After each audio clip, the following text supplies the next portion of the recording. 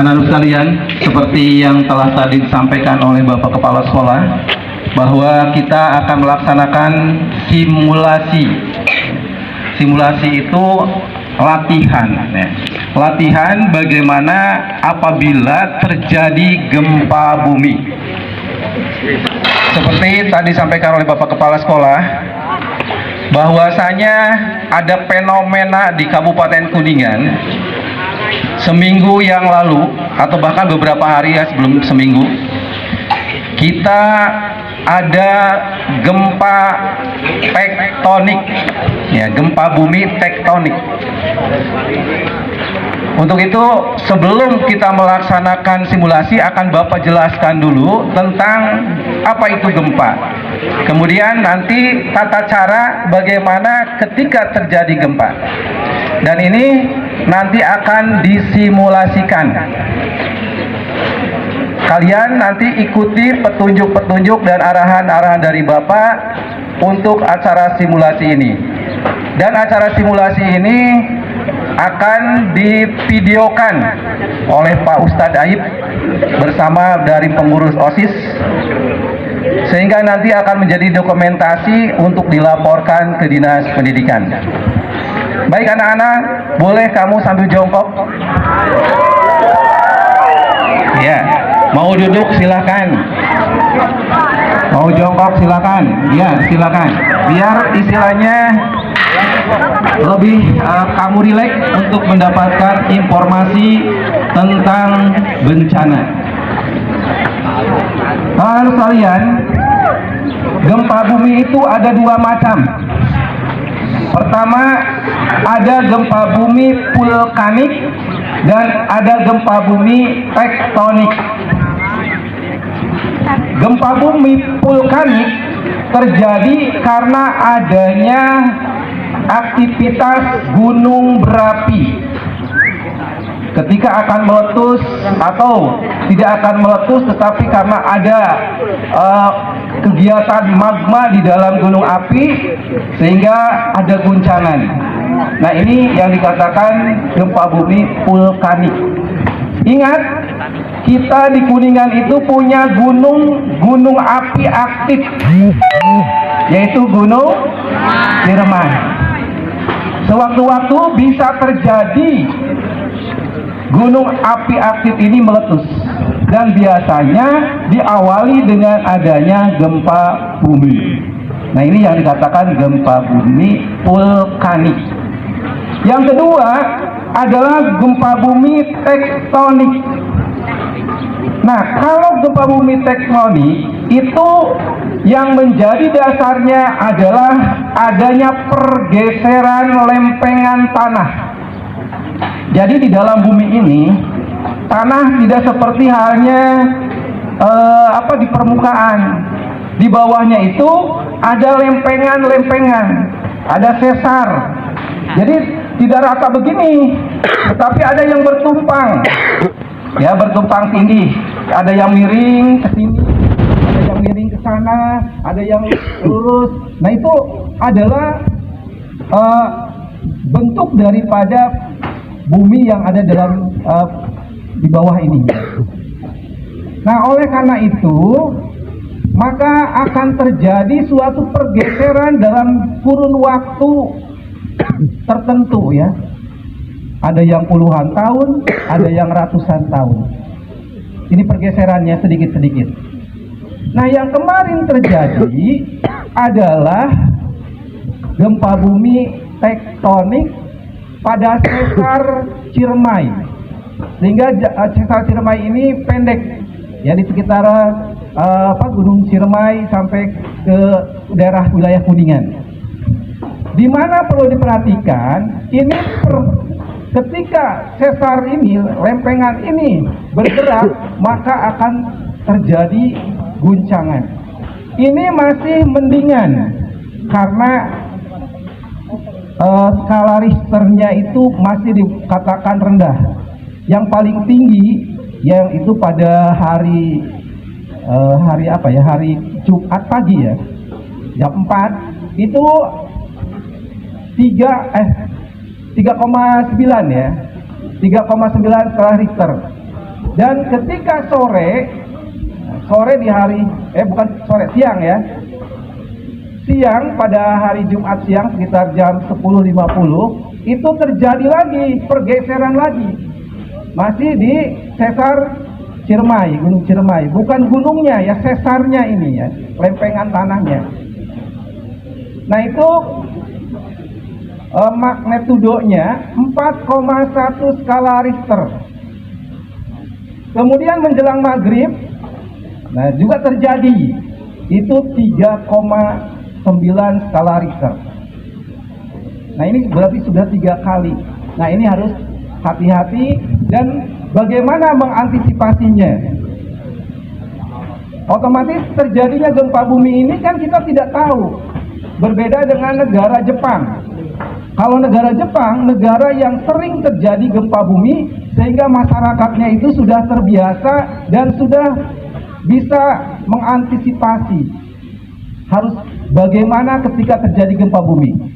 Nah karena di kita ini jarang terjadi, sehingga orang tidak mengetahui tata cara bagaimana menghadapi gempa bumi yang terjadi di Indonesia ini. Ingat, mungkin tahun kemarin kalian pernah mendengar ada gempa bumi tektonik di Cianjur dengan magnitudonya di atas 6 skala Richter, sehingga di situ banyak korban jiwa, banyak rumah yang hancur, ada yang sampai tenggelam, ada yang terseret longsor. Karena dampak dari gempa bumi itu juga akan menimbulkan longsoran. Oleh karena itu perlu kalian ketahui, kalian di mana domisili rumah. Kalau seandainya rumah kalian ada di tebing, nah ini harus hati-hati juga. Hati-hati apabila bergeser timbul longsor. Apalagi kalau rumahnya di bawah tebing. Ya ini khawatirnya tertimpa oleh longsoran tebing. Nah untuk itu kita akan melaksanakan simulasi ketika terjadi gempa bumi baik tektonik maupun vulkanik ketika kalian ada di ruangan kelas. Caranya bagaimana? Ingat bahwa ketika di ruangan kelas itu di atas kita ada material-material yang mudah untuk jatuh. Di samping kalian ada tembok-tembok luar, yang mana tembok luar di sekolah ini ada kaca-kacanya. Runtuhan dari bangunan dari atas dan juga pecahan dari kaca ini yang harus kalian perhatikan, jangan sampai istilahnya mengenai tubuh kalian. Oleh karena itu, apa antisipasinya? Ketika terjadi getaran, dan insya Allahnya, perhatikan, gempa itu tidak ada yang nyampe 1 menit. Kalau gempa 1 menit itu bisa roboh semua ya. Kemarin aja hanya berapa detik ya. Jadi ketika terjadi gempa yang sekian detik ini, kalian cepat berlindung. Pertama, kalian bisa berlindung di bawah meja. Insya Allah mejanya masih kuat-kuat. Jadi ketika ada getaran, cepatlah kalian masuk ke kolong meja. Tunggu sampai getaran gempa berhenti. Nanti setelah berhenti dari getaran gempa itu, barulah kalian cepat-cepat keluar. Keluar sambil melindungi bagian kepala. Dengan apa? Kalian umpamanya bawa tas, ada bukunya, cepat ya. Atau kalian di situ melihat ada apa gitu ya, papan, dapat dilindungi. Jadi dilindungi oleh benda-benda yang keras yang bisa apabila ada apa jatuhan yang ke arah kepala bisa terhalang oleh benda-benda tersebut. Kenapa harus kepala? Bahkan badan itu ada kaki, ada tangan.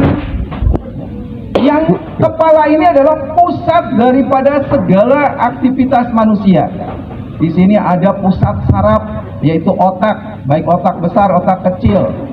Di sini pula ada mata yang tentunya berguna untuk melihat.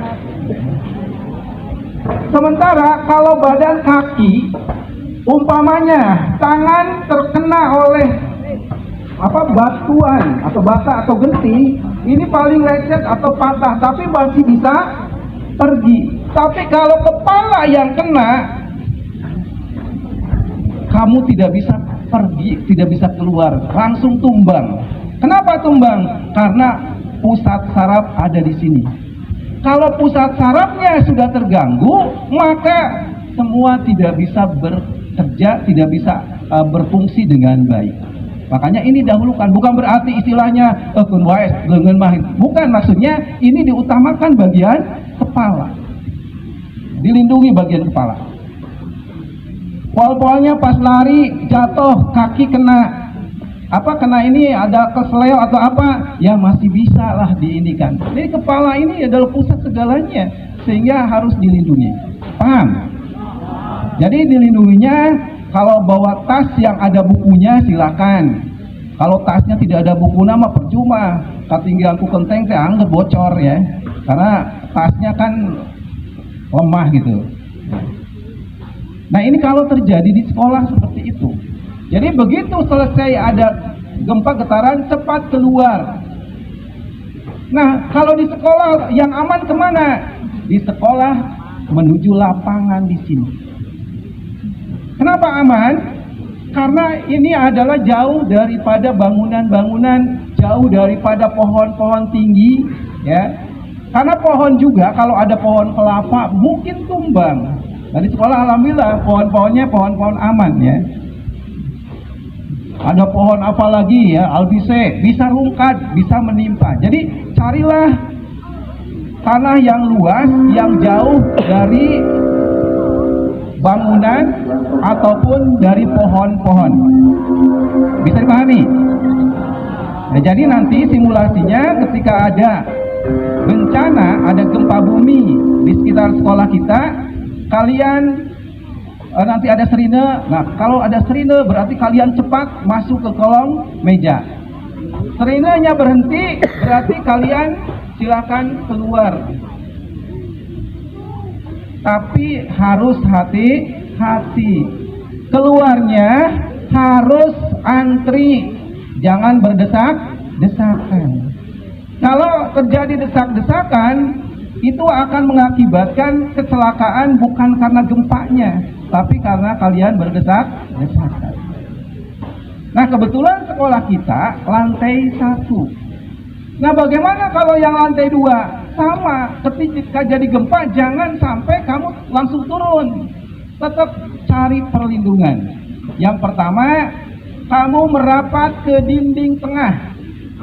Dinding tengah itu adalah penyekat antar kelas. Kenapa?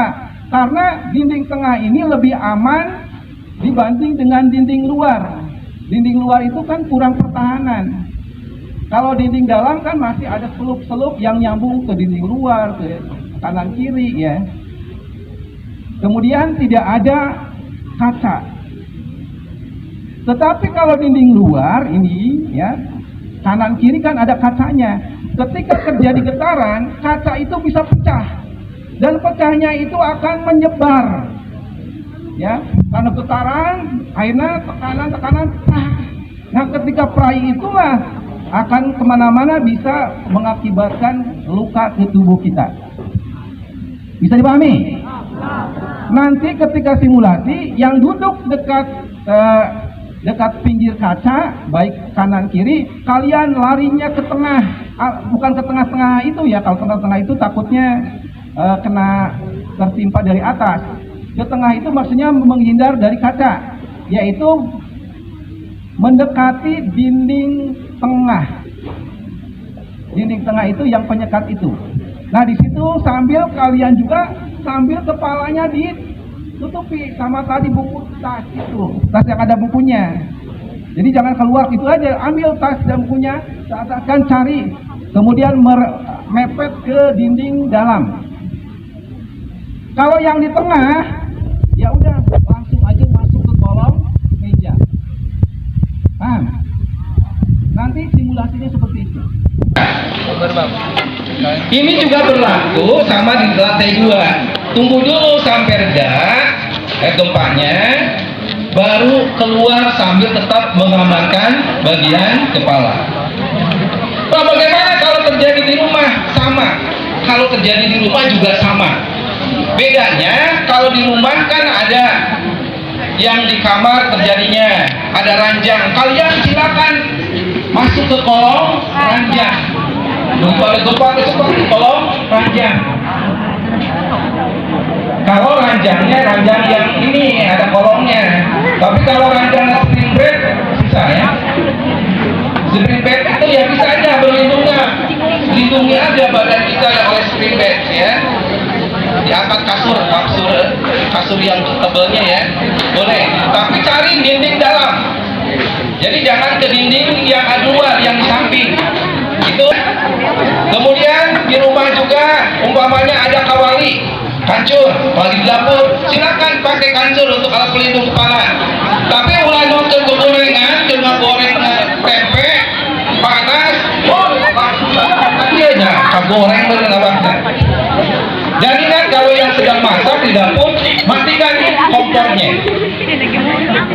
Ya, kompornya matikan, karena bisa saja terjadi kebakaran. Paham ya?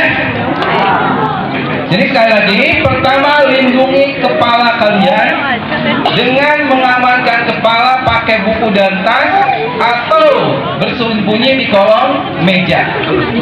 Itu ketika terjadi getaran yang pertama, gempa yang pertama. Ingat, kalau seandainya ada gempa, kenapa harus cepat keluar setelah ada gempa yang pertama?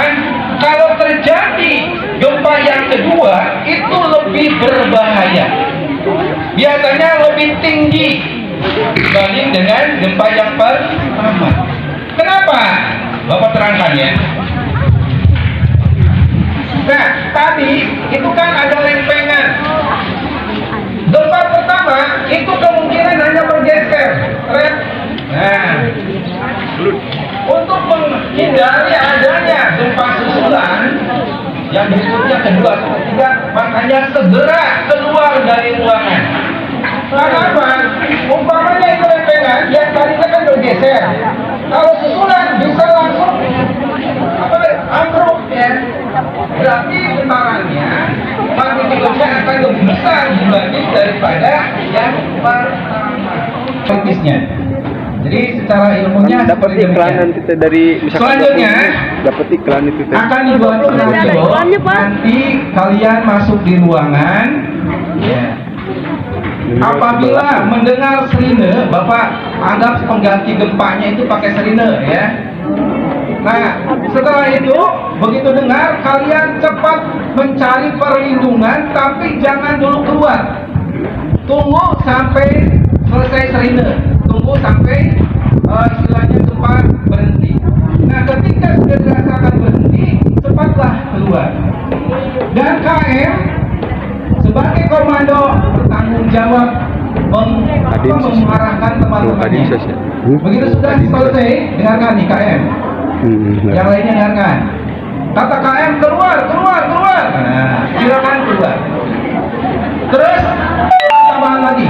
Ketika terdengar sirine, kalian boleh ngomong ya, karena akan video gempa, tapi bukan gempa sambil keluar, gempanya kamu sambil berlindung. Paham ya? Nanti silakan tim IT termasuk yang dari OSIS bisa memvideokannya. Setelah itu, maka kalian ketika ada yang komando keluar, maka keluar. Ingat, pintu dibuka selebar-lebarnya supaya tidak terjadi berdesakan. Tetapi hati-hati. Keluar sambil melindungi kepala. Dan menuju titik akhir, titik evakuasinya di lapangan ini di tengah-tengah. Bisa dipahami? Ya, itu saja. Simulasi tidak lama dan mudah. Yang penting kalau seandainya tidak kamu simulasikan, mungkin pas ada gempa kamu lupa harus bagaimana. Mudah-mudahan dengan adanya simulasi, kalian akhirnya paham dan mengerti harus bertindak seperti apa. Terima kasih. Assalamualaikum warahmatullahi wabarakatuh.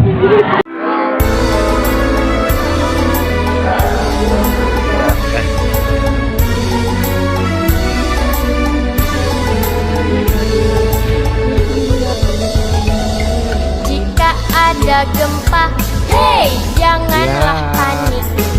Jika ada gempa, hei tetaplah tenang. Berlindung